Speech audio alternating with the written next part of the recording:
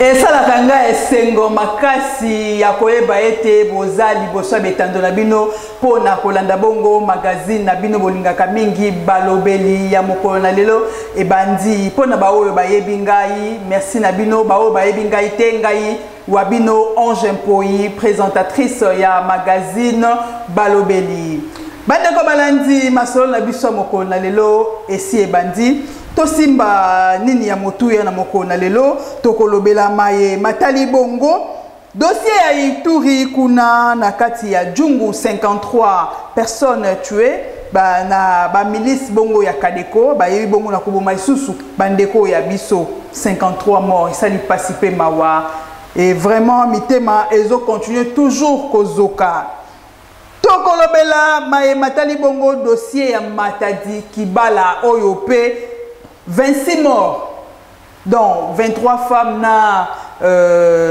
mibali misatu pe ba ibongo na kotika biso suite ya maambo etali bongo lotiliki câble ya oya haute tension et bongo na kokwe ya pe et sali vraiment kitoko te pasi pe mawa bakonzi boye ba bongo na kobongisela biso penza makambo wana po ete ba imboka bako kufebele e ko sala penza kitoko te. Tokolobela maye matali bongo bozana kati ya koyeba ete lobby ezalaki bongo anniversaire ya mwana mboka Kondo Etienne Tshisekedi wa Mulumba 5 ans jour pour jour oyo mwana mboka Félix Antoine Tshisekedi Chilombo ayebaki bongo na ko dévoiler bongo statut na ye na niveau ya Ntsele et ba oyo ye bazalaki wana bamonaki lolenge kani mwana mboka baeba ki bongo na ko dévoiler statut na ye tokolobela pe maye matali bongo dossier ya mwana mboka Kabila oyo 21 ans après liwa na ye tolobela ki yango te tokolobela pe yango pamba te ye pe asala ki ye mosala na ndenge elongo bana ki pona bayimboka tokolobela maye matali bongo dossier ya mwana mboka Lumumba 61 ans après ya bango elekanaki na mois de janvier tolobela ki yango te tokolobela maye matali bongo ba anniversaire ya ba omisato wana pamba te babundaki ba militaki po na maye matali bongo ekolo Kongo na biso te ba bongo na kozwa bongo bonsomi ya mboka na biso tokolobela maye matali bongo aéroport international de Njili oyo mwa proposition moko ebimaki ba bongo na ko rebaptiser yango na kombo ya Kondo Etienne Tshisekedi wa Mulumba. Est-ce que ezali malamu tope ezali mabe koluka ko rebaptiser kombo wana tokolobela maye matali bongo dossier ya mwana mboka Jean-Marc Kabunda oyo bayebaki bongo na ko radier ye na parti pambate sali pasi pe mako mona moto ya bundaki pe mingi po na maye matali bongo parti na bango ya kufisa pe moko ya bana ya mwana na ye kaka toujours po na koluka ete parti wane bana poko na kozala malamu komona Maramio Soana et ça qui participe mawa et puis confirmation il y a moi Mboko Augustin Kabuya Tikali bongo CG il y a IDPS au makamana sur Salemaki bongo na kati ya commission moko et les kanaki wana na kombo na ba benga ki yango décision finale nde ba ebaki bongo na kozwa likanisi wana ba vandaki pe ba lobelaki mayemanso wana oyo to bengi bongo na nindia c'est posali commission ko kumbela sikoyo parti na bango commission électorale ekozala bongo na mwana mboka Jacquemain Chabani et puis Augustin Kabuya tikali secrétaire général ya parti ainsi que na commission wana ya CEP bango misato wana présidium mwande ekokubi bango na kokumbela parti na bango IDPS Tshisekedi tozal susu na dossier ya RAM boye ba bo simba ya motu ya ete boye bete dossier wana enyokoli ba imboka ebele pamba te tolobi kino mwana mboka Etienne comment Bolimbisi Tshisekedi Félix Antoine Tshilombo longo na gouvernement pe ba ibongo na kozwa likanisi wana ya koluka bongo ko longola yango de façon que tikala kaka ba société de télécommunication de ba bongo na kofuta misolo wana ya RAM to ko lebela mai matali bongo dossier ya mwana mboka Gims elongo na Daju oyo Félix Antoine Tshisekedi Tshilombo ayebaki bongo na kopesa bango ba passeport rouge pour na koyebisa bango ete bali ba ambassadeur ya musique congolaise na biso komona bauti libanda baye baoyo ya biso wa balelaki pe bokomona na bililo lenge bakobuka ba CD ya mwana mboka Gims balobi ete ebele ya ba ndeko na biso wa bakokufa na kati ekolo Kongo na biso awa kasi komona ye atikala ta mokolo moko te kolobela mayo etali bongo liwa ya bao nyonso bako kufa awa na ya ngumba mokonzi Kinshasa to pe na Congo na biso wa toyoka na yango te et puis dossier mususu ya mwana mboka Martin Fayulu oyo asala ki bongo voyage na ye na mboka ya Lisala bokomona na bilili lolenge kanyi ayeba na kibongo tango bokomona na bilili tango ayebongo na kokita beze mabele ya bakoko bayambaki yepe malamu bokomona na bililo lenge kani makambo esila kibongo kolekana ndenge azwaki liloba alobaki pamba te Kongo ezali ya kokufa te bokomona bokoyoka bino moko na bilili kasi masolo maso wana na kobeta yango ngai moko te nazali awa elongo na mwana mboka Doris Bokola oyo azali moko ya ba cadre ya mouvement na bango réveillez pe relevez-vous akumbela ka mouvement wana na yende to kobeta masolo na biso mokona lelo na pesa ye mbote sinya boyambi na biso kokotsa ye na kati ya plateau na biso mbote na yo mwana mboka Doris Bokola mbote ndeko journaliste na sepeli po lelo lisusu bengisi ngai na etando po bana yimboka bayoka na ndenge tozo commenter sali mwa pasi na pemawa na liwa ya bandeko bakufi na matariki bala et na beni tole la koto beni tole la pe koto ba accident mususu za koleka na kata Kinshasa et ezo pesa pasi bitumba ngo population ezo si la boye sko to bunda ona banani mais nzambe pa kotika biso te to kontenga ko bunda po to ta to mona développement mboka na biso et ça ekopesa ma pasi mais bon na permission na yo so to ko senga ta moi une minute ou seconde pour na ba mboka ba imboko ba oti kotika biso. Bon, on a des autorisations, il y a des copains, un simple invité. Donc, moi, une minute de silence pour la barbe, bon, on a coûté Kabiso et vous allez faire ma bête. Une minute de silence pour la barbe, tout Kabiso. Audio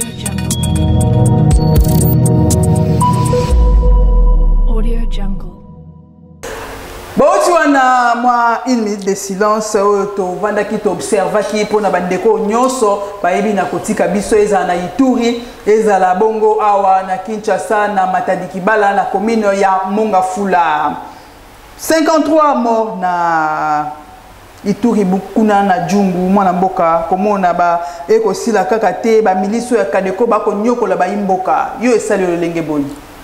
Bon, tango biso to mona ki état de siège yaki et to bagi to sala ka évaluation pour te barande ni makambo zo kende batu o bazo diriger biso balobi te to lingi état de siège te donc to za na posa bande ko la biso ba continuer ko kufa oh biso no to bunda liti moko so bango baza na posa état de siège pour bi elongo la bombo wana ya massacre et tout ça bango biso pe tozo mona ke oui na état de siège to za pe na makambo ko ba na état de siège la bango tout le monde a que état de siège to beti par exemple un mois une semaine 2 semaines to komi na niveau nini to uti na A to komi na B to komi na C nde ya ngwana biso exigence to ko senga ngwana to bo état de siège te mais to lingine to na clarité na kati état de siège pour na comment état de siège ba to ba ko kufa boye mais to na état de siège lobby que contrôle les militaires na maboko armée donc to moni armée to moni que oui bitumba armée a message na bitumba mais ndeni armée na biso message na bitumba mais armée na biso zo kufa na kati bitumba na population ne moni to lobby état de siège za mabete mais tout le monde a évaluation tout ça la ka évaluation et là ozo mamboka na biso yangwana ba ko lancer projet balancer loko mais évaluation ba to senga ka biso population pour to ba délai quand ni ekosila makambo sowana mais to e baraté toujours kende wapi to utu wapi toujours kende wapi yango to toujours continuer ko tia pression et pas ndeko Félix mwana mboka et que état de siège wana eza mabete mais ayo kapé ba voix oyo toza koloba makambo toza koloba pour na état de siège ba meka ko bongisa po ba imboka batika ko kufa ba imboka batika ko kufa boezo sala soni oyo biso mo to tiko senga UPDF armée ougandaise basunga biso na bituma wana mais tisiko tozo mona baza ko kufa di à quoi il faut ce qu'on peut même gouvernement militaire et dû à quoi guerre wana ezali guerre moko asymétrique hein mais bango balobi que oui était de siège et ko diminuer un peu liwa de konambiso zokufa na est bango balobi était de siège et ko soigner moi situation ko bonga moké yango tant to moni bango baye balobi te ba signer encore na armée ougandaise tant tout ça bango to bi que oui moi mboka ndeko Félix na gouvernement na e balobi bongo. Alors, tous soutenir la politique à malam, tout le monde qui a politique à ma bête, la politique à malam. Maintenant, tout le monde qui a la politique, voilà ma cambo amike, mike zo marché et qui baza au continent koufa. Il faut tout tourner à bazo koufa pour la ligne. Il faut tout ça un peu Tommy tourne à MP que oui, makambo ezo si maté nini solution, tu passer la solution sous. Biso te réclamer to bay ceux qui étaient de se maté. Tout ça il y a un tolobaki numéro 1 il y a armée au proposer. Maintenant bango balingi proposition té, bango balobiga état de siège voilà des solutions. État de siège la solution. Tu te dis OK, bon état de siège solution, tu soutenir état de siège. Ba imboka va soutenir état de siège. Maintenant tu soutenir état de siège ngo baté tolobate, pourtant bazo kufa ça ba nyamate, ça ba baza kufa. Tous les états de siège, mais bazo compter au coup, mais bazo kufa pour la nini. Il faut pas penser à réponse pour ni bazo kufa en état de siège. Yo moni siko pas kufa te sengeli basala ndenge nini. Pour batba ba kufa te face à ndenge nini. Mais tozana armée oyo ba oti ko s'associer na biso toza population. Biso toza population. Mais biso dans la lobara, même ata biso ne so population c'est manduki poto bunisa. Po ba ennemi baza koni. Et ça te moi kabla le père lobanini. Alors les ennemis baza en face to yebi bango. To yebi ba ennemi nde bazali. Donc tant boyebi le combat facile lorsqu'on connaît bien son anniversaire. Adversaire na bilo da so boyebi. Déjà to go banga te yebi toza dans la cible na biso ezai wana. Ceux qui biso ne so population to kota makambo wana, ceux qui armé baza mukie, ya ko to évaluation ba ni so armé. To moni ke oui baza mukie sengi biso ne so civil to kota po mboka na biso oyo Lumumba lobaki atanga na zate kabele père lobaki musée Laurent Désiré Kabila lobaki atanga na zate mais bat mususu ba kozala ba komola ngai. Donc tozali wana ceux qui photo biso no to kitama kila na biso pour te défendre école na biso to accepter de défendre école na biso to bunda pour école na biso. Mais ba pesa biso na évaluation état de siège ba ni les hommes marché te pour te ba ndenge nini pe ko évaluer bango ndenge nini pe pour rôle to tindaki bango so bazo diriger biso et ça pour ça biso nini ba mboka Doris Bokola na kati ya état de siège wana yo komona te que et ko diminuer ma na ko sala commerce wana ya minduki au moins que état de siège e bon e ko na ko empêcher bato na bako baza ko s'enrichir na sima ya makina ba imboka au moins que état de siège wana e ko sala pe malam mais siko to état de siège za bongo justice za wapi pour rôle la justice ezali que bato baza ko bundisa état de siège bato baza bon bato bundisa état de siège bato bazo financer makamwana o baza o baza il faut il faut justice capable indépendance de justice il faut justice capable pour détecter baza pouvoir ko kangela biso bango nyonso wana po to mona banane ba to mona gouverneur auto la gisa ceux qui moko ya ba ADF ndenge ba to ko kangae aza kutu mopaya aza étranger moni bango nyonso wana ba uti sa biso nyonso wana ezaka zuwa nenzamba pesa biso mabele belé plus de 80 millions de terres arabes nenzamba pesa biso ba recherche belé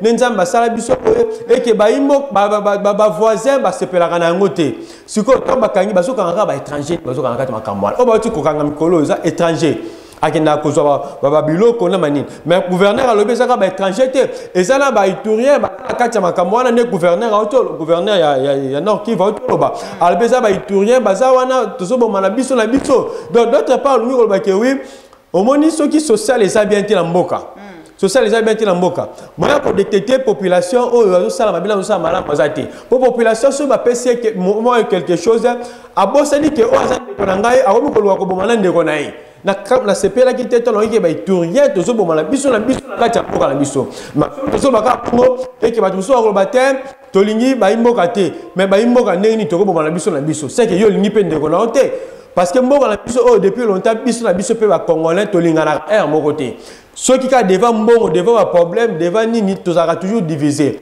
mais état de siège wana tango ye wana biso toujours soutenir état de siège na façon à malamu na façon qui ba guerre ici là toujours soutenir état de siège te na ba deke toujours mona toujours continuer ba kokufa wana il faut monsieur Félix Tshilombo président de la République ay bisabiso tokomi wapi tokomi wapi président Félix Antoine Tshisekedi Tshilombo ayebisa biso tokomi wapi eza peka na iturité awa pe 26 morts na Matadi Kibala kuna na Monga Fula e ba wuti bongo na kotika biso na suite ya coupure ya câble ya haute tension oyo elekana na nzela wana mboka yo koloba boy ba image wana na bloc wana potong makambo salami wana tokenda biso nyonso kotala ndenge ba imboka ba kufa mais on a des responsabilités d'autre part il y a SNEL tant muto tonga peme na câble na SNEL ozo bomisa câble na ozo peme la bateau et que moni tant to SNEL to moni l'état ba mama la biso ba sala ka tozo bazoteka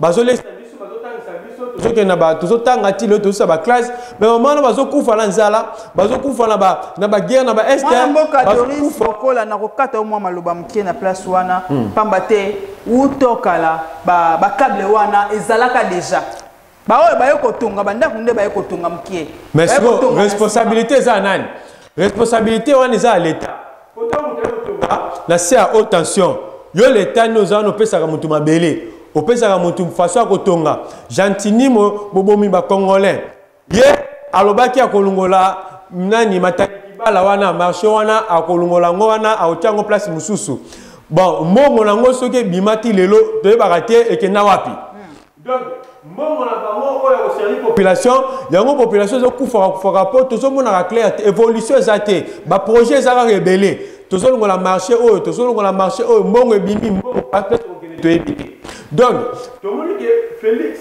président de la République azosoutenir mpe bamiyibi tokokoloba bongo azosoutenir miyibi mpo bato bazoboma population mpo wana eza koboma population a soutenir miyibi lo lengi ba projet wana ezalaki chef ko sa musana ngona ndenge longo banyoko ba été soutenir miyibi chef eza wana ya soutenir miyibi na lolenge boy na inosaki azala bakeba chef wana na inosaki azala bakeba azo tia azo batindika takale chef na inosaki azo cibler banana okana parce que ba tout puissant tolobaki tango tout puissant na baza na inosaki baza ebele na inosaki Potom to comme nous musika te la masolo oyo oyoka ke wi ba tout puissant na peso exemple de communiste à ESU aoti ko nommer ba mandataire ou bien ba tout pour na ba diriger ba institut supérieur na biso na ba université mais quand na inosa na mutapesi ordre ba kata parce que ba na bango ba tu va quitter ba kata kiango donc ba tout puissant na inosa ke bazali nanu donc on te dit que IGF ozomona IGF wana zotala nanu bazen na kokate po notre moniteur union sacré bakambazo sala mabe ba population bazokufa net gentini aza mututa direct biso ministre intérieur a été ko suspendre ba arrêter na wana bugumesa gentini azosala makambo ndenge lingi ba loi eza wana chef de l'état nde fa sa nini chef de l'état nde fa nommer ba bugumesa mais au départ gentini nomaki bango complicité à nani chef de l'état na ministre intérieur bon nous sommes aquí wana donc ce qui est intérêt na bangoté ce qui est intérêt na bango plutôt ba otika gentini sala makambo fo azosala ako nommer moi quelque chose ezali laisser aller ça partout mais ce qui est intérêt na bango intérêt na bango te babité bugumesa nommer mabe business ba jewana bato bakufi na Matadi Kibala ezala maboko ya gentini ezala maboko ya union sacrée par rapport que il fallait depuis kala projet wana ko Matadi Kibala na presse wana ba déplacer yango babwaki ko déplacer yango mbongo na projet wana et quand on la poche batu balia ba mbongo wana yango tolobi ke totala makamudi ezokende tozomona ke bazoko sandeko Félix bazoko saye bazoko ndoko kosa inde bakosa ki Kabila ndepe le to bazoko sakaye et que ba imoka ba mama na biso ba lesa ka biso bata lelo ya kokufa na kati ya mataliki bala po bozwaki bango bozaki place à placer ya otia bango botiaki bango na se ba courant et courant wana lelo ebomeli biso ba mama na bandeko na biso bakufa bato kokufa bakokosa ndeko mwana mboka Antoine Félix Tshisekedi Tshilombo en tout cas esengeli na ba mibi wana nyoso en tout cas bazuzi na biso bosala mosala na ndenge elongo bani elongo na mwana mboka Gilles Alingete ba mibi wana nyoso bokangela biso bango place na bango ezali na kati ya makala bakozala libanda te bisika na bango ezali na kati ya makala torebela matali bongo dossier ya mwana mboka Etienne Tshisekedi wa Mulumba oyo atikaki biso le 1er février na mikolo utaki bongo koleka na 2017 donc 5 ans jour pour jour oyo mwana mboka mwana yaye Félix Antoine Tshisekedi Tshilombo akendaki bongo kolakisa biso statut oyo bayebaki bongo na kosala po na mémoire na ye yo moni yango mabeto malamu. Bon, on moni, il faut un peu honorer Motoza Mabete, Abundaki Bali Tebele, Namboko yo, il faut toé bakewi, grâce na ye pe lelo, a contribué lelo, tout le monde a un changement, alternance, c'est ça la mine Namboko yo. Faut to boya kangote histoire, yo tire la histoire. Oh, et puis ça rabiso ka passi, pour politique, oh, ya bunde la ki, de angwana te tozo mona yango. Né l'eau que ça soit passé à moi. Donc état de droit au tozoyoka, état de droit à taille. Et ça état de droit au biso tout le monde la population c'est l'état de droit. Donc ce qui m'a camusé malamu Torobet Landego Félix Maboko. Azala ba intention malamu bon on a bon monté pour tout poster critique na biso. Azala ba intention malamu mais celui qui a ba intention mais sous ce belé ceux qui na ba intention. Azala ba idée malamu mais azo travailler pe na banani. Azo travailler na bateau kako ba travailler na Kabila. Azo travailler na bateau kako wazo boma wazo konne ko boma mboka o kilo. Intention les arabes intention te il faut que kanga pour le mumba kufaka pamba te na mboko yo kabla pa kufaka pamba te na mboko yo Tshisekedi wa mulumba pa kufaka pamba te na mboko donc bato zo continuer ko kufa na mboko eza poto mona akiwi bato bazo diriger biso ba diriger sur la transparence et ce qui état de droit ezali il faut que kanga bato so sala zoba na ngo tolobi ke oui monument wana eza mabete et que oui ça tout ça qu'on se souvenir un peu na mwana mboka tika biso abunda pe bitumba oyo pona démocratie na développement mboka ya Etienne Tshisekedi wa Mulumba tango azaki nanu na bomoi non boyebi ke tanga Mobutu yo olobate tanga Mobutu biso nzaki bana miki okolobate mais papa wana disi ki Mobutu alobi pas lobi Mobutu abimi boye pas bimi bakanye mbalebele babeti mbalebele. Vous voyez, donc à l'Italie contre la dictature à Makassi, il y a Mobutu, avec contre la dictature à Makassi, il y a Kabila. Il y a Joseph Kabila. Donc, tout ça, tu vois, sa biso jeunesse, on les a espoir qu'il faut continuer à lutter. L'autre monde alternance. Kabila, Kabila le père, Kabila le père, Kabila le père, dit il y a Zalaka bienvenue. Bisous, tu sais pas là Kabila le père. Pour Zalaka pour la population. Ataba dictature wana ngalo bakaisa bato balingi mboka te nde balobaka dictature pour moni na kati même na kati ya dictature biso population doit pour ça développement hein balobate démocratie des régime moko parfait o yango nde ko ma développement non et la dictature et la démocratie biso doit pour ça développement RDC développement RDC et ko yana ba façon développement RDC ndé yango to la pour ça nango liberté oui démocratie oui mais ce qui démocratie on appelle comme développement mokate il faut tout voir dans la remise en question mais démocratie ni obso to la pour ça nango pe ma développement la biso et ça va tout ça là to boya ba état de droit to boya ba état de siège kuna to boya ba institution to bunda contre ba blo nyonso ba valeur nyonso pour la démocratie to bunda pour la démocratie te biso to bunda pour le développement mboko yo démocratie wana exemple oyo biftek ya minel ba tchebiso ba lobi ba élection oyo ba élection des wana c'est l'un des facteurs on a assumé madame loba l'un des facteurs oyo zo sala ke minel ba coloniser ba coloniser biso na kati ya mboko oyo pourtant bokela ba élection enfin bon on ba tout mususu ne baza élu. Vous voyez, il y a un tolobi que oui, même la démocratie au biso africain, il faut total la démocratie. Tu dois poser la démocratie à Nini. Tu dois la la démocratie, tu dois le développement. Parce que la raison est que tu souper contre la démocratie, la marque, tout ça au monde. Vous voyez, donc tu dois poser le développement. Il y a un ton ensemble pour le développement. En mouton, il y a une idéologie à développement. Les pères. avec une idéologie avec une idéologie, avec un projet, avec une vision. Et ça comme les pères. Il n'y a pas autant de ah oui, et ça, là qui est population, c'est là qui est dans le président, le musée Laurent disait que le là vous voyez, pendant que comme moi, j'ai oui, biso tout ça pour ça développement beaucoup. Bâti la connaît ça biso, bâti la connaît ça biso, bablo on s'en va dans ça biso là. Déjà après 21 ans après. Bon, et ça déjà na kati. Omoni, asa la kibiso ya motuya. Tozana mboka zela okona kopeso maloba okoloba to kende malembe. D'accord. 21 ans après aliwana ye pambate aussi au kendaki déjà moi le mbangu au avancé qui nga déjà na maluba kendaki ko précéder nga na maluba 21 ans après combat ya mwana mboka Kabila le père omoni to simba nini ya motuya tozana 3 écoles na Congo école monsieur bazo penser que pour avoir le développement il faut à tout prix tozala na collaboration na mindele na communauté internationale, bonne relation avec la communauté internationale et à tout prix pour demeurer le plus longtemps possible au pouvoir, il faut avoir de bons contacts et de bonnes relations avec la communauté internationale. Vous voyez? Or, deuxième école, tant de première école, tout le monde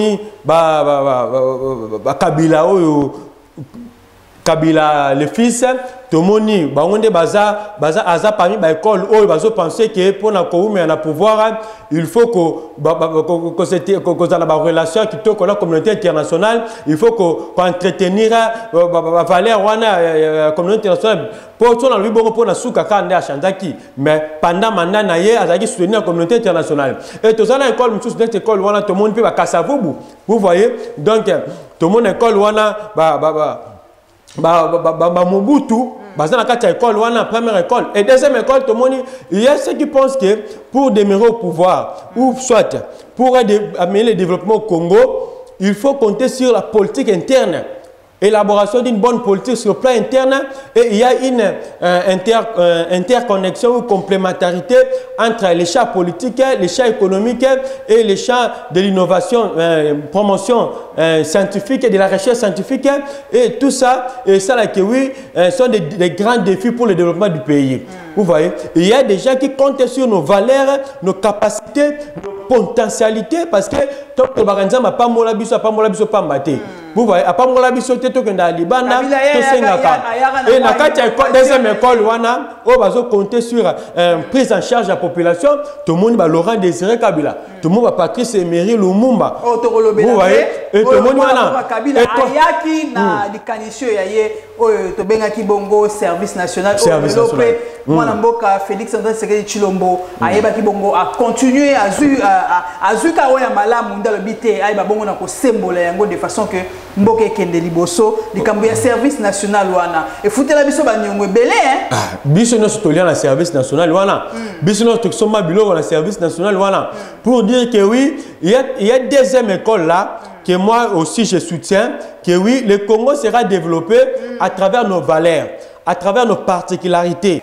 Et bien qu'à l'époque moi na mboka comment Kabila le père pambate ayeba ki bongo na ko valoriser pe mbongo na biso oh lelo mbongo na biso lelo et perdre valeur nango mutazaki na sengo ba futa ye na franc congolais que dollar mutu alingaki batuni ye ba futa na monnaie nini te ba pesa nga franc congolais a valoriser ka mbongo wana mbongo ya taki mosolo ya lembo yango de thermomètre ya économie ya mboka na biso a valoriser ka misolo na biso kasi lelo yo e ko sa participer mawa komona mbongo na biso ya susu na valeur te dollar oyo mwana mboka Kabila le père a kitisa ngo na se ya franc congolais comment le dollar et zongi lisusu na ebonga wana ya likolo koleka franc congolais. Madame, heureusement Congolais za naïfité. Tu vu bateau ba bundela ki pour la biso, tu vu na bateau ba ki na ba ko s'enrichir. Vous voyez, parce que les problèmes, il y a une politique, ils n'ont pas d'idéal politique, ils n'ont pas de vision, lorsqu'ils n'ont pas d'idéal, lorsqu'on n'a pas l'idéal politique, c'est l'enrichissement personnel. Donc chacun s'enrichisse par rapport à ses intérêts, par rapport à ses biens, par rapport à son avantage.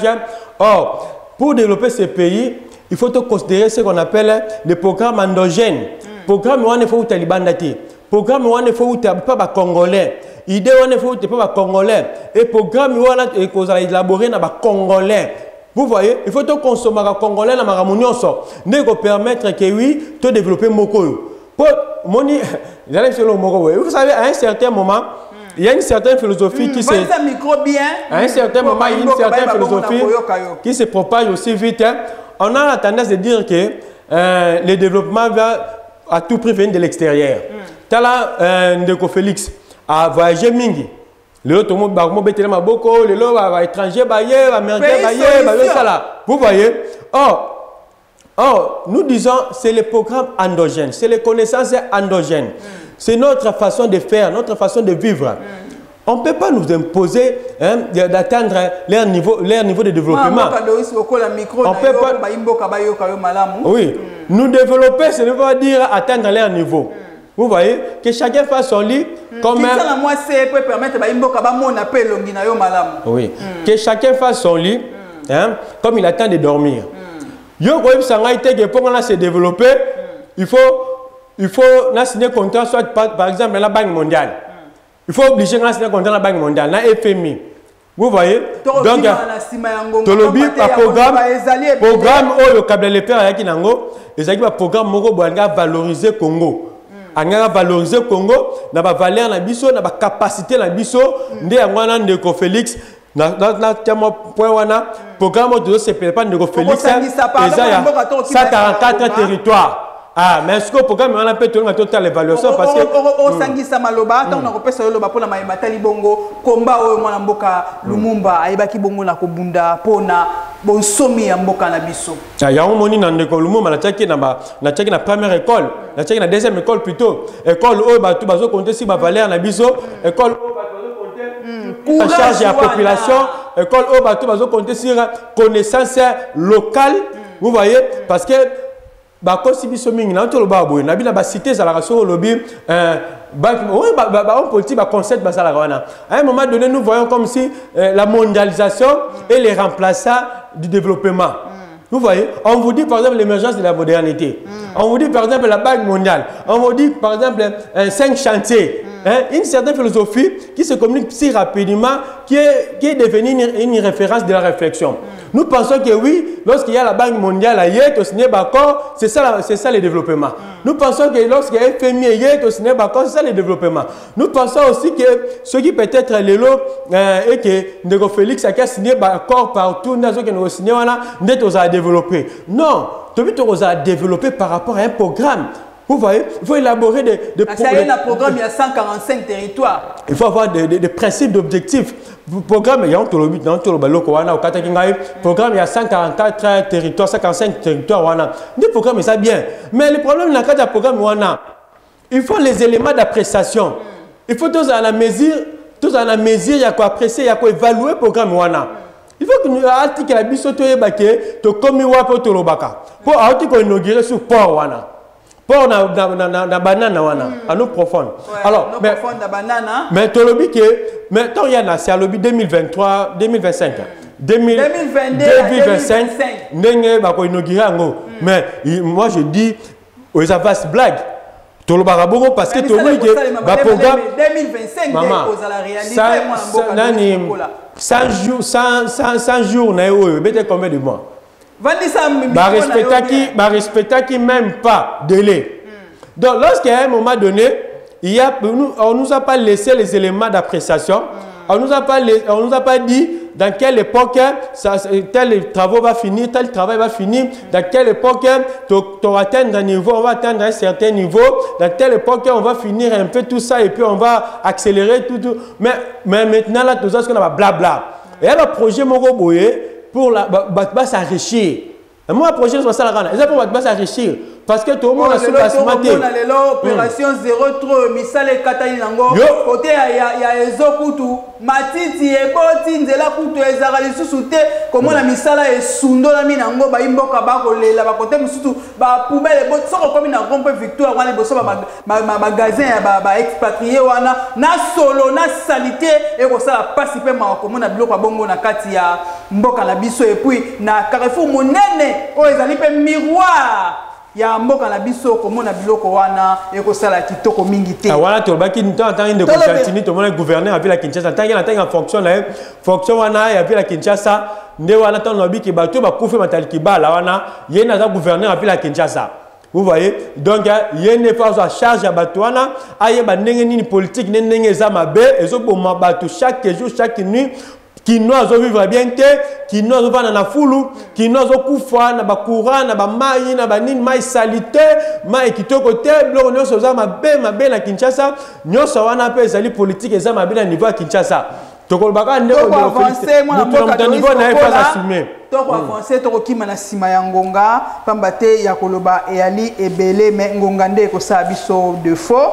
Oh, était une proposition et aéroport international ya Njili na biso ba rebaptiser ngo na kombo ya Etienne Tshisekedi wa Mulumba mabe ali wapi non wana ils a proposé wana ils a démocratie mutuno soko ko proposer moi eloko moko boye zande tolonga total so gouvernement da lobi ngo wana ils a mutu ya union sacrée a proposé ba baptiser ngo mais finalité za la nini biso tolobi action sur la politique, il faut viser le développement.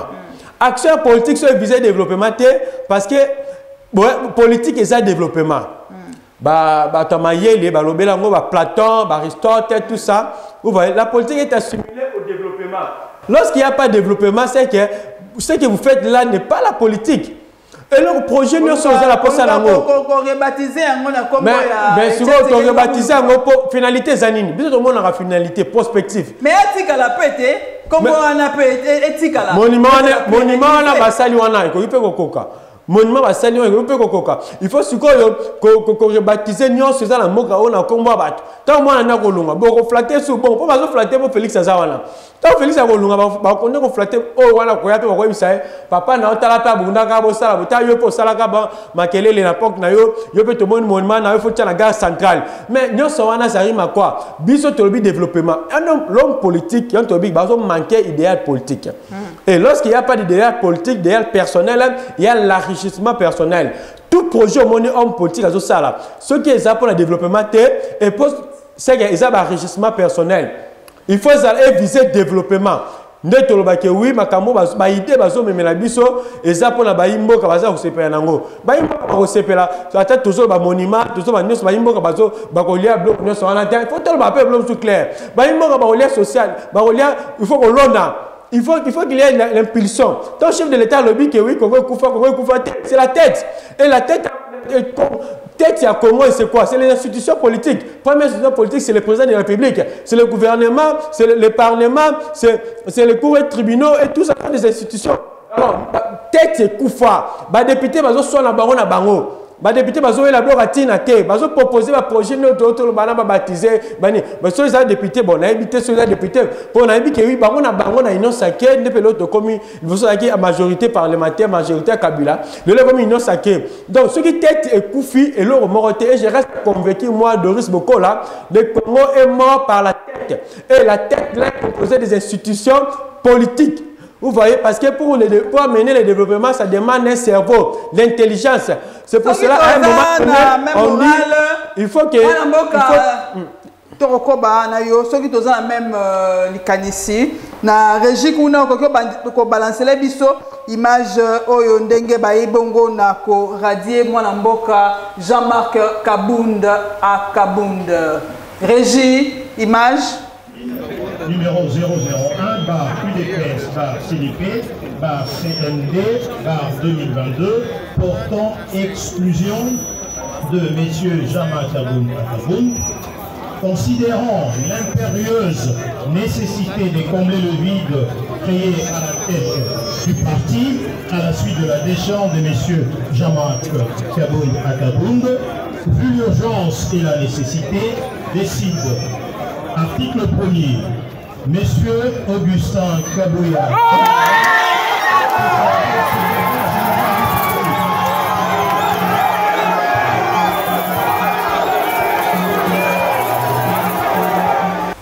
Voilà, tozongi na plateau. Mwana mboka Doris Bokola, toiti wana kolanda na bilili, lolenge kani mwana mboka Jean-Marc Kabunda Akabunda oyo lelo aza vraiment humilié na kotala combat nyonso oye abunda parti est décidé ko radier na niveau ya parti na bango kolongola ye yo esali ndenge nini. Bon, on a politique interne à IDPS.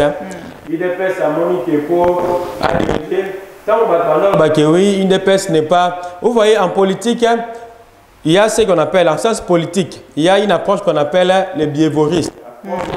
Biévoristes. Veut dire quoi?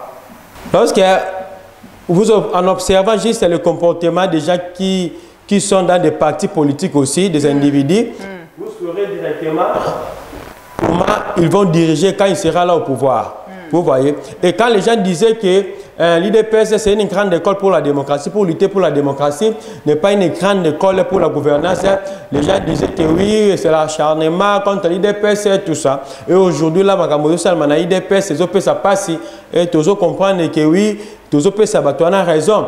Vous voyez, peut-être ce qu'on a eu sur nos idées, pas à tâtonner. Sur une carte de famille, n'a moko, makambozo, marché, et bon, les soeurs à couper, ça n'a pas de il faut y avoir la carte à partir de discipline, tout le monde a dit oui, il y a vraiment un avancement, n'a pas parti de tout le monde, oui, n'a pas ma foi. Yo, moni décision, les amalam, tous qui m'a na kota la combat nyonso mwana mboka Jean-Marc Kabunda abundi pour na parti abungi sa voir même mwana ya ye likolo kala ya parti wana IDPS biso no to bungi sa pe bande on la biswa bande ba kufa na ba marche to bunda ba mama bébé ba nini ba grande sœur bande ko belé ba kufi na ba marche to sala ba marche a belé pour bengande ko kabila donc lelo congolais belé akufeli mande ko na moko tant lelo batanga ka combat 2 ou 3 personnes ba kufa biso no to kufela bande on la biso to zakala ba marche na ba kufa.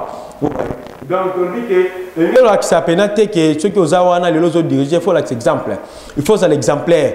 Il faut l'exemplaire, va valer mon quoi bien. Ceux qui ont Kabuna qui n'a accès à comment tout puissant. Parce que Félix a tiré là qui est paiement, va laisser aller moi trop. Vous voyez? Donc, tu le dis que et ça politique n'a pas Tokotozo na suna régie mwana mboka Jérémy Kabambi balancele biso image oyo ya mwana mboka Augustin Kabouya ndenge atikali CG mwa liloba oyo alobaki po na baimboka nakasenga bino tozala na bolingo ngai nayebi pourquoi naza persiste na yango naza secrétaire général na bino naza secrétaire général ya baoyo balingaka ngai na baoyo balingaka nga te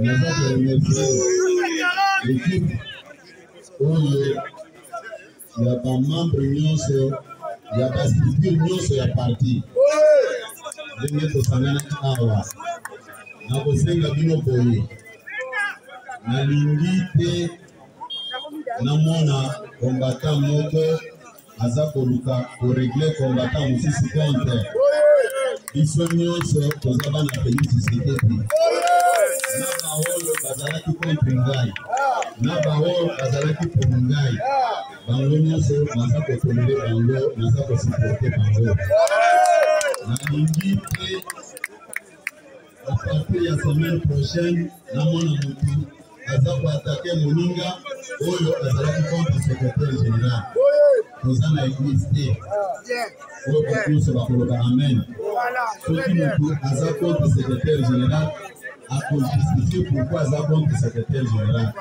soki alingi secrétaire général batolere epeke aza pour secrétaire général. Il reste na ko remercier bande connexion nyonso basali musala awa.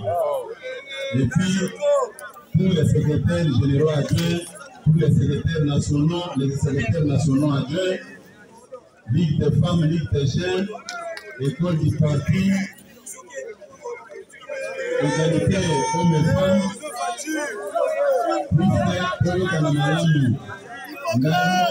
Naza membre ya convention démocratique. Nakanisi Nicodopoya kokopeye mingi na baliste ya composante oyo baza ba membre ya CDP. Yokani malamu. Naza ko remercier bureau oyo esali musala awa. Naza ko remercier ba honorable député, ba ministre, ba mandataire, Zambe apambola bino. Yokani malamu.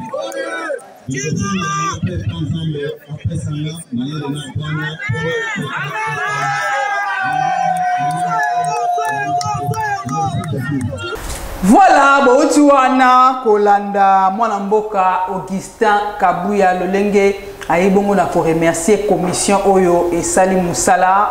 Augustin Kabuya atikali secrétaire général ya parti IDPS elongo na ba commission o lokola ya mwana mboka Chabani oyo yazali côté commission électorale ainsi que na SCPT na bango bazali wana donc les trois présidium de ekoye babongo na kokumbela parti na bango IDPS tolobela mayematali bongo dossier ya RAM mwana mboka Doris Bokola okosangisa maloba na yo na moi commentaire mukie par rapport ya ndenge mwana mboka Augustin Kabuya atikali secrétaire général dossier wana ya RAM toti na ona ote kolba wana pona UDPS makamba UDPS gestion na bango eza gestion na bango chaotique na niveau parti na bango et yango wana pe au monde eza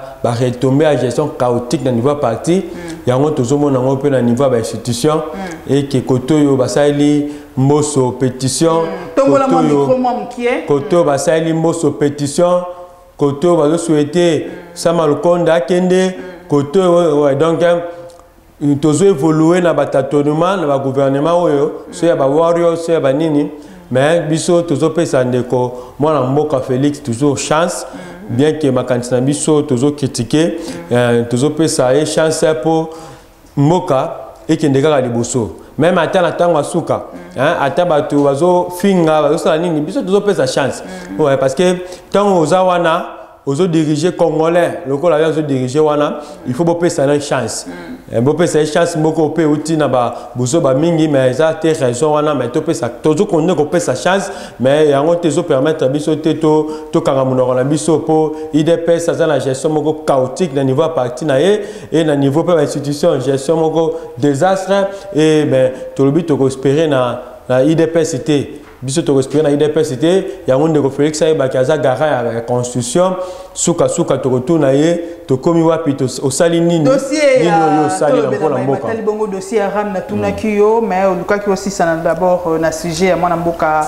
Augustin Kabuya sujet ya o etali bongo ram o nyokoli ba imboka mingi sujet avant to le kabongo na bilili ba proposer biso bilili oyo mwana mboka Séraphin Umba ayeba ki bongo na koloba na siège ya parti na bango yo koloba na boni avant to le kana bilili wana pour na niveau ya dossier Aram eza ba échoué monto échoué eza ki basa ministre wana petentique a échoué ayena politique moko boye au moniteur yo lobi ki ezali boza ba parti social ba socialiste ceux qui nini il faut que tout le monde social na bino boye na politique moko ya obenda ne sur population mokie o azala ngo population za na logoté tant bobendi bomoni to na deuxième élection bo se rattraper bo lobi te nezawana to into longola ram eza te ndeko ki basanda zo longola ram tolanda na bilili avant ya mboto compléter maloba tolanda na bilili dossier wana et puis tozonga na sima pona kota lenge kani mwana mboka Séraphin Umba asombisi nyaki e makanisi pona maibatali bongo suppression ya ram na ba imboka ba kofuta yango lisusu te et recommander siko ba société na biso ya télécommunication de ba kofuta ba misolo wana ram toke na bilili awa ya appareil mobile o ya ram pour abi ke bozo tungisa ngo mingi na terrain eza soki débat wana ye boye ba ke demande ça na sima pour kala mingi te lokola mokonzi ya mboka alobaki bakolongola bato babanda kofuta yango lisu na telefone te baentreprise yango moko ebanda kofuta yango. Je crois que dans 2 semaines soki bato batia bino makelele oyebaka esili nango ye moko baentreprise ebanda kofuta yango bato bakozala sur de charge te bongo tocontinue politiquement mosala na biso sa makelele.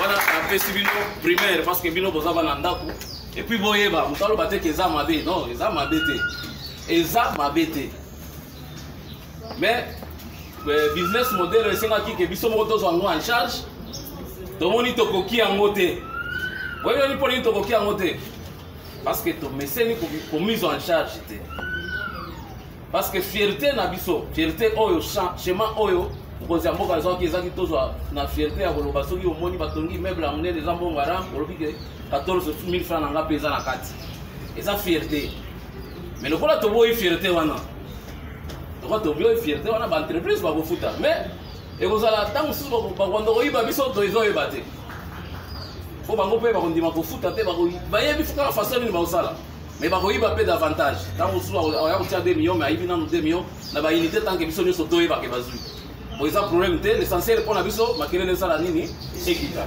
voilà ya mibale nalobi registre eza mabe te parce que lelo nalobi toyebi kotrace batelefone oyo information nano ekomeli bato ebele te kala mingi te bakobanda ko bato oyo base plaindre mpona baperte ya telefone na bango bakotrake yango bazwi yango babengi bato baye kozongisela bango bato mais l'essentiel paiement ezali sur na miteo bakongole te mais mécanisme ekosalemaka kaka po registre na biso econtinue mpona kolite na makambo ya bakidnapping makambo ya bon bakidnapping baenlèvement makambo ebele ya bacriminel parce que telefone oyo osimbi eza likambo oki osimba yango change sim ata ochange sim po eza kaka na kombo na yo tant que registre wana ezali soki bazoluka telefone oyo ata okangi yango bakoyeba place ezali donc eza mpo na sécurité ya biso nyonso ekaki kozala malamu biso moko tozwa yango en charge mais makoki eza mpe te bato mpe ebele baleli yango wana mokonzi ya mboka na gouvernement basi badécide dans 2 semaines moto bakozala lisusu mbongo ya ramu te donc bato bakozala makelele lelo mpo bayebi ke eza bongo mpo lobi balobaka mpona makelele na biso nde esalami bongo boki mpe bango te tocontinue na kosala na biso na remercie bino d'abord efe ya nombre ndenge boye en tout cas naza ému parce que boye soki tolobi ke moto na moto ya na 10 personnes donc stade ya martyre otondo merci lisusu.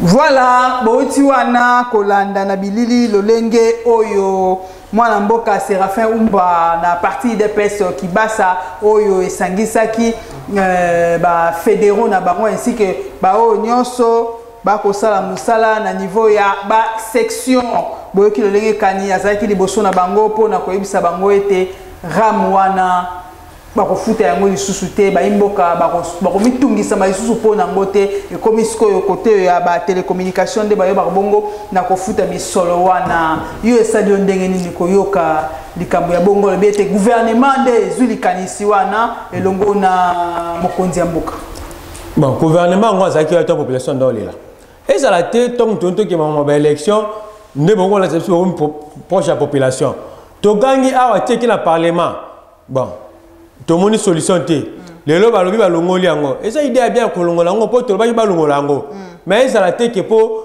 musongolo pakalanda lobi balongola yango balongoli eza population de toboyaki rami wana tolobaki elungwa pe toyebisaki bango soki etikali tala la déclaration biso tosalaki asbel na biso tolobaki soki etikali kaka wana totala bino na baélection omoni bato nyonso bakanisaka kotriche mpe ezalaka facilité to oyo soki bomesali na kotriche soki biso ezali olamu mpena ndako motriche omoni makambo esimbi te mais na mbongo na yo esimbi te mbongo na yo idée ezalaki na mwa moke oyo opesi wana mola mpe mo eloko moko etelemi ya moto oyo abi ete mbongo nanga mpe ekotaki na kati ya misolo wana ekotaki na kati ya eloko mbongo ebele oyo eke wana nga kutu ezalaki ti lelo kutu na elongo mpe te toloba boye eza bao bazala baintention na elongo ete rame eza na baoliaba mpo ngai tolia ngai avant-hier lobi mpe eliaki ngai ezolia kaka biso nyonso donc tolobi ke biso tozobundisa nde yango elongwa to mpe kolungwa ezala te mpo bango nde balobaki na baparti politique na bango na bamilitant na bango bango nde balobaki elongwa biso toyebi kolungwa mpo motu moko ataleki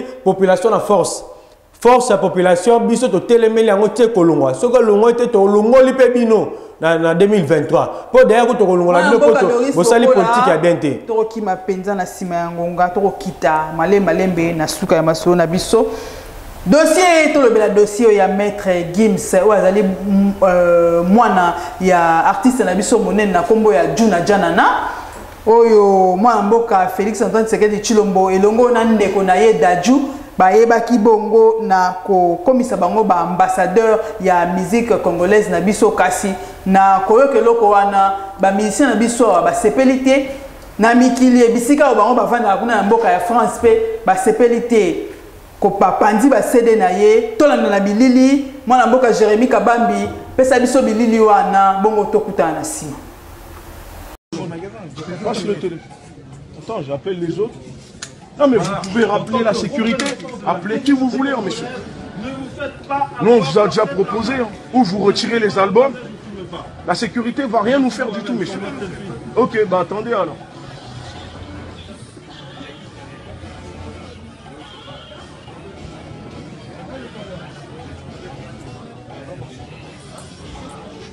Vous êtes complice. En tant que représentant la FNAC, vous êtes complice. On demande à la FNAC de retirer. On demande à la FNAC de retirer les CD.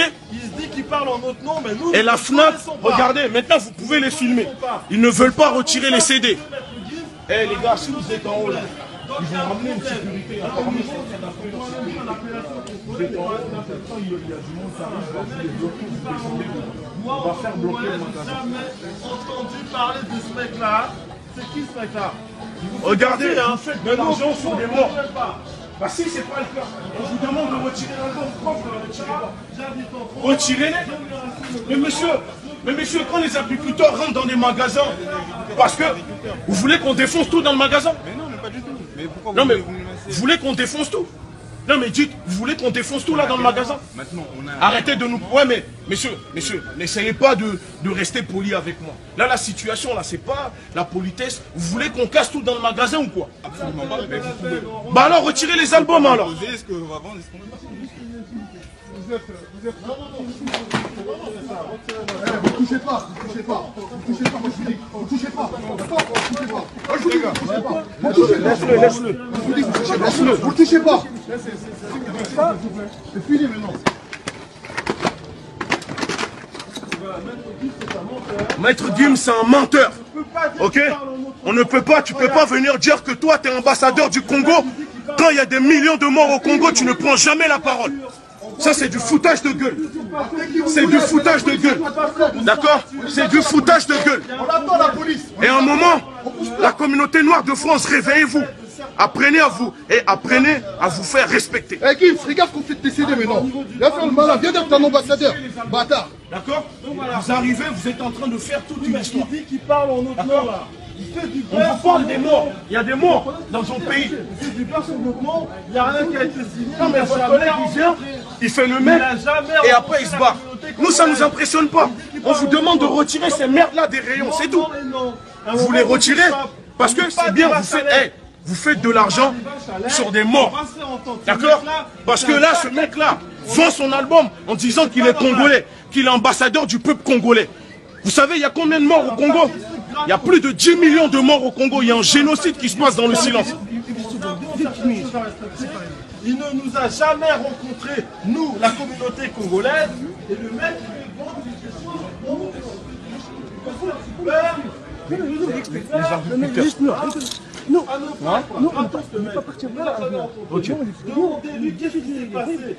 non, monsieur, juste pas fait. Il vous filme pas.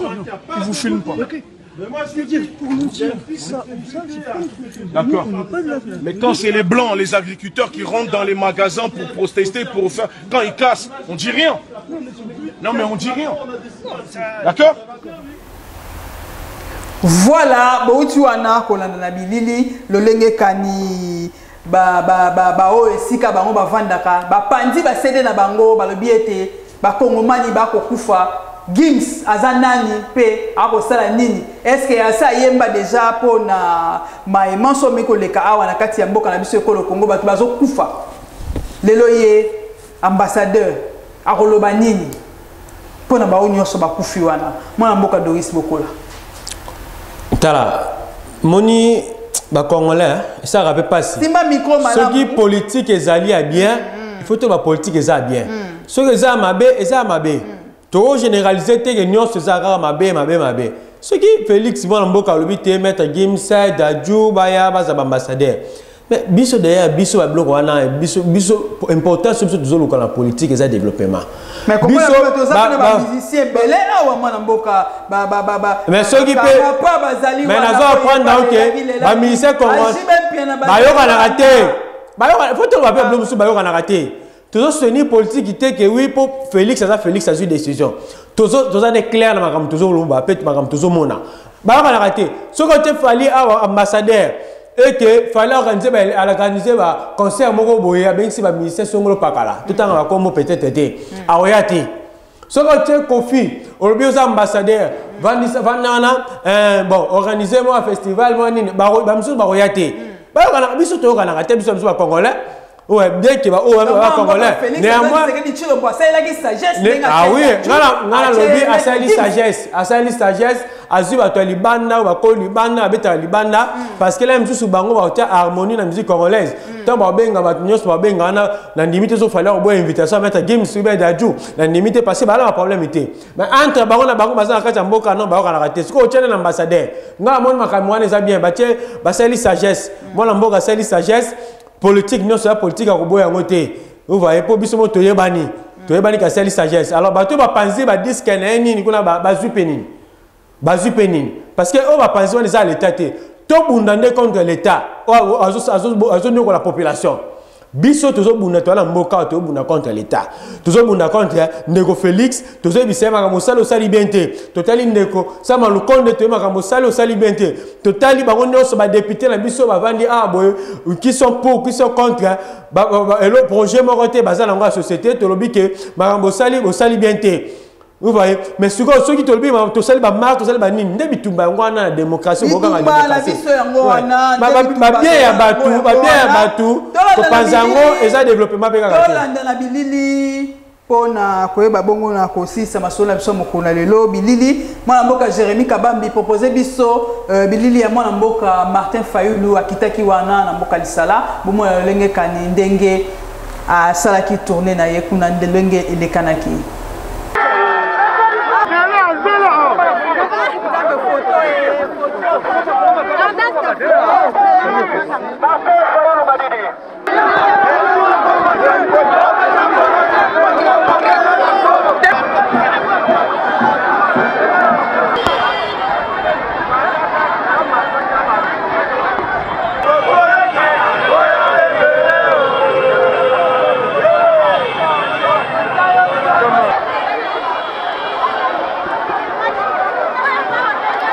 Mare na Lisala na ndimi Martin Fayulu à 100%. Baba lobaki pona MLC que no ba yambala tenga ndimi.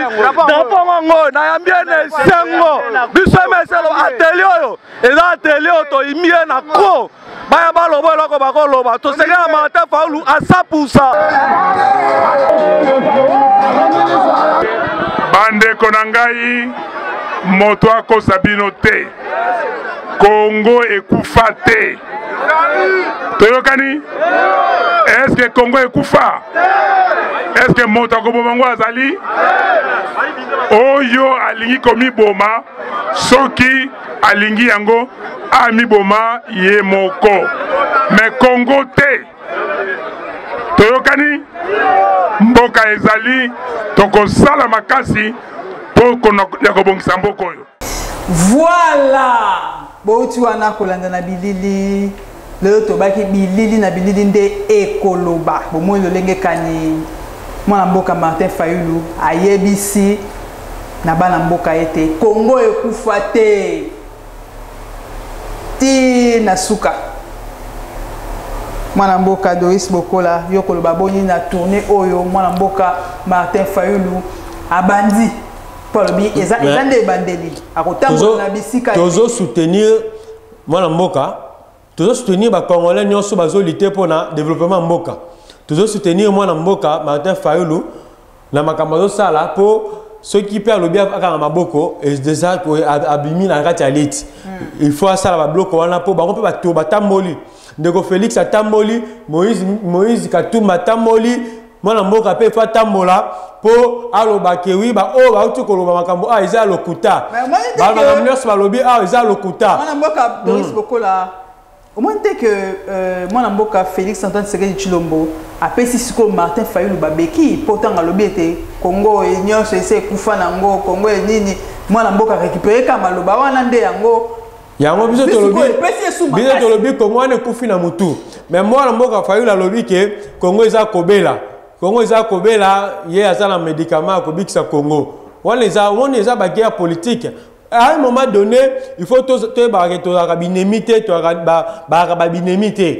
adversaire politique et combat ou lutte loyal, les concurrence loyale, pour mailler les combats d'idées. Ouais, une idée, pas une idée, donc moi la mboka Fayulu vraiment ça soutien pe à imboka toujours ça la posa lobby makambo oyo et salami le loté lobby pe toujours souhaiter tant yé pe akoyi kozwa asala makambo bien ko liko salama le poti le lo makambo malwana no salamité la mboka to komina suka ya maso na biso mwana mboka Doris Bokola to simba nini ya motuya na mai manso to ibongo na kosola na moko na lelo oh to simba ezali ke na mboka na biso to za na parti politique était ba parti politique na biso eza ba conglomérat ya ba politiciens bazo bunda pona ba clan nyonso eza ba parti politique exactement parce que so tuni parti politique non rôle nango ba éviter so tali ba politicien wana elo ni bazo bunda éviter bazo bunda nini boso ngona parlement bazo bunda nini elo ko boyebeba bazo bunda na ba intérêt privé ya ba clan ya ba village ya ba intérêt na bango ya ba province